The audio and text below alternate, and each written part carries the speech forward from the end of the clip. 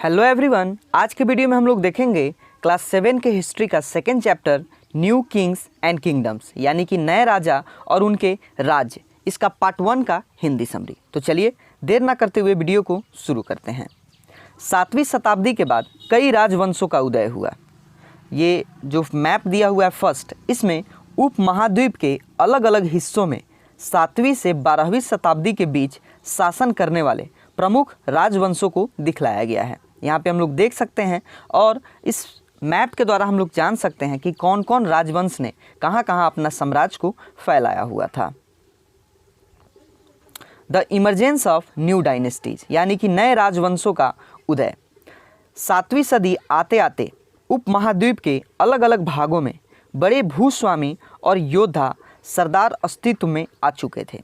राजा लोग प्रायः उन्हें अपना मातहत या सामंत के रूप में मान्यता देते थे। उनसे उम्मीद की जाती थी कि वे राजा या स्वामी के लिए उपहार लाएं, उनके दरबार में हाजिरी लगाएं और उन्हें सैन्य सहायता प्रदान करें।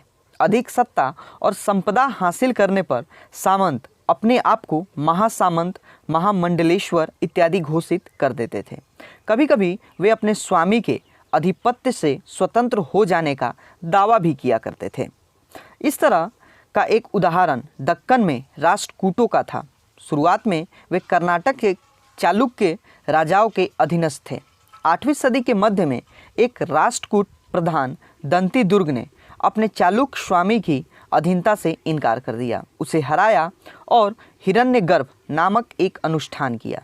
जब यह अनुष्ठान ब्राह्मणों की सहायता से संपन्न किया जाता था तो यह माना जाता था कि इससे याजक जन्मना क्षत्रिय न होते हुए भी क्षत्रिय के रूप में दोबारा क्षत्रियत्व प्राप्त कर लेगा।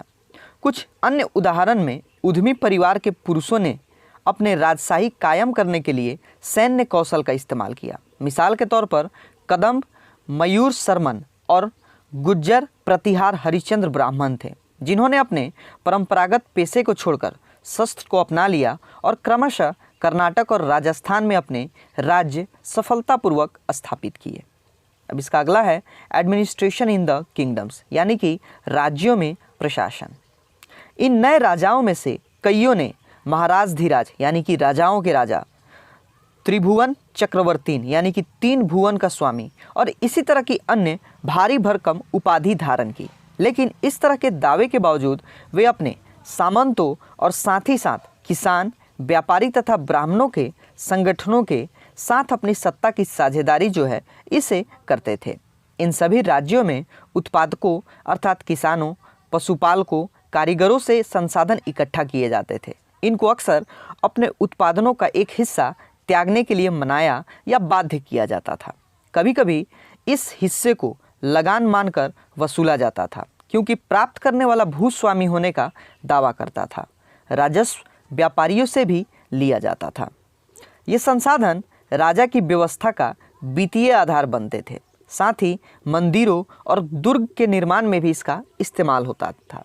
संसाधन उन युद्धों को लड़ने में भी इस्तेमाल होते थे जिनसे लूट की शक्ल में धन मिलने की तथा जमीन और व्यापारिक मार्गों के प्रयोग की संभावनाएं भी बनती थी। राजस्व वसूली के लिए पदाधिकारियों की नियुक्ति सामान्यतः प्रभावशाली परिवारों के बीच से ही की जाती थी और प्रायः वंशानुगत होती थी। सेना में भी ऐसा ही होता था। कई बार राजा के निकट संबंधी ही इन ओहदे पर पहुंचते थे।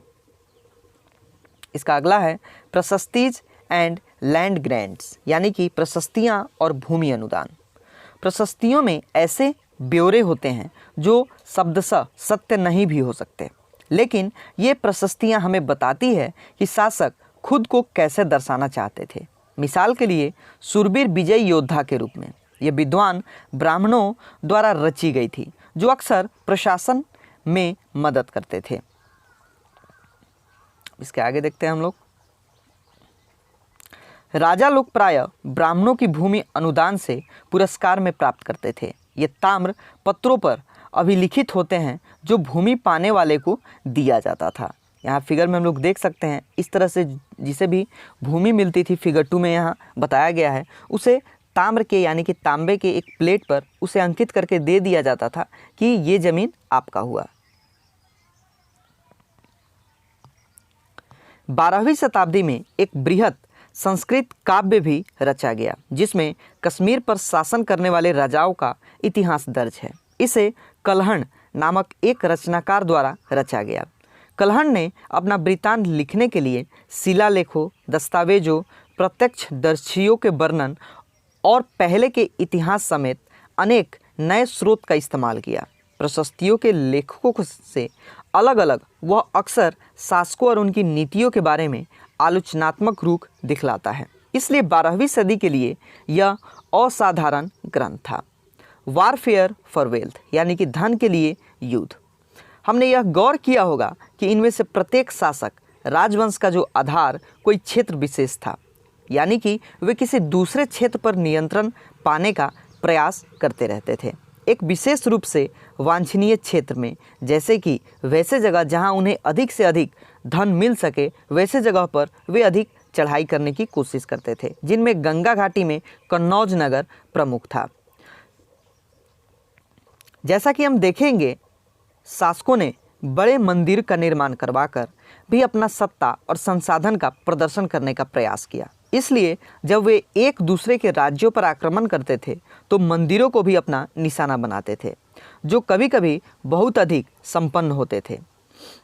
अफगानिस्तान के गजनी का सुल्तान महमूद ऐसे शासकों में से सबसे प्रसिद्ध है।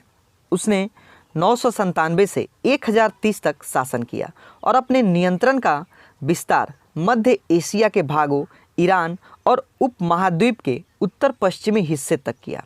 वह लगभग हर साल उपमहाद्वीप पर हमला करता था। उसके जो अलग अलग निशान थे उसमें से प्रमुख थे संपन्न मंदिर, जिसमें गुजरात और सोमनाथ मंदिर भी शामिल था। महमूद जो धन उठा ले गया, उसका बहुत बड़ा हिस्सा गजनी में एक वैभवशाली राजधानी के निर्माण में भी खर्च हुआ था। सुल्तान महमूद अपने द्वारा जीते गए लोगों के बारे में भी कई बातें जानना चाहता था और उससे अल बेरूनी नामक एक विद्वान को इस उपमहाद्वीप का लेखा जोखा लिखने का काम सौंपा। अरबी में लिखी गई उसकी कृति किताब अल हिंद आज भी इतिहासकारों के लिए एक महत्वपूर्ण स्रोत है। अल बेरूनी ने इसे तैयार करने के लिए संस्कृत के विद्वानों से अलग अलग तरह से भी परामर्श लिया था। युद्ध करने वाले दूसरे राजाओं में चाहमन भी थे, जो बाद में चौहान के रूप में जाने गए। वे दिल्ली और अजमेर के आसपास के क्षेत्र पर शासन करते थे। उन्होंने पश्चिम और पूर्व की ओर अपने नियंत्रण क्षेत्र का विस्तार करना चाहा, जहां उन्हें गुजरात के चालुक्यों और पश्चिम उत्तर प्रदेश के गढ़वाल से टक्कर लेनी पड़ी। चाहमान का सबसे जो प्रसिद्ध शासक था वह था पृथ्वीराज तृतीय, जिन्होंने 1168 से लेकर 1192 तक शासन किया, जिसने सुल्तान महमूद गोरी नामक अफगान शासक को 1191 में हराया। लेकिन दूसरे ही साल 1192 में उसके हाथों वो हार भी गया था। इसका नेक्स्ट टॉपिक है ए क्लोजर लुक द चोल्स। दोस्तों, इस टॉपिक से हम लोग देखेंगे अपने वीडियो के सेकेंड पार्ट में। तो इस वीडियो में बस इतना ही। मिलेंगे अगले वीडियो में। तब तक अपना ध्यान रखिए, ख्याल रखिए, हंसते रहिए, मुस्कुराते रहिए। धन्यवाद।